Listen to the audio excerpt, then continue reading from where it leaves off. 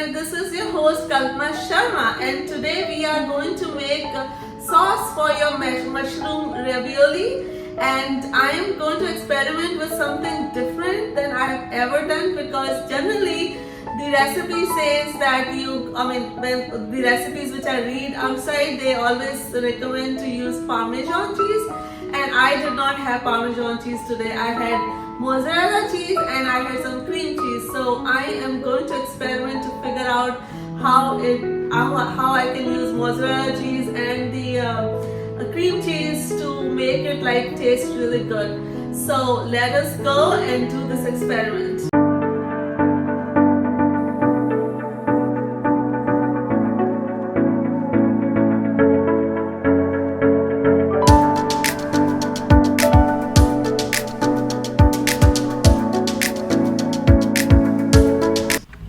So let us boil our mushroom ravioli so that it is ready to be put in the sauce as soon as the sauce is ready. Okay, let's heat up our non-stick pan on maybe start with the high heat and turn it down to low or medium heat, and then add couple of teaspoonful of extra virgin olive oil. The reason I'm putting extra virgin olive oil is because, one, I've learned in Italian food mostly they use that, and I personally love the flavor of the olive oil in my recipes. Now we are going to put one big teaspoon of cream cheese, and we are going to add 1 cup of mozzarella cheese. The reason I'm putting mozzarella cheese, or the reason I'm putting cream cheese with mozzarella cheese, is because generally mozzarella cheese is used in like pizzas and stuff, because it's kind of, as you can see, it is stringy, and I didn't want to have the stringy kind of texture to my pasta, so I added cream cheese. And now we are going to add half cup of milk and stir our mixture. At the same time press it a little bit, keep pressing it because we have this cream cheese which needs to get mixed up with this whole mixture, and we want to have like a creamy sauce kind of texture for whole thing. And now we're going to add rest of our half a cup milk which we had left.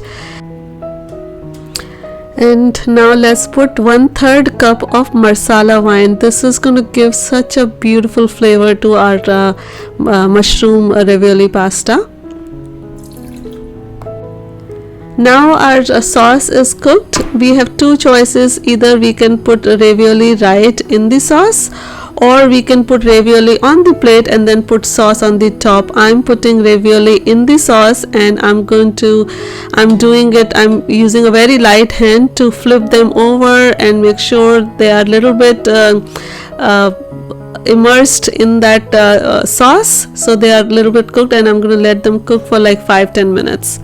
And now your ravioli are cooked, ready to go. You can garnish with some Italian seasoning, and you can enjoy your mushroom ravioli.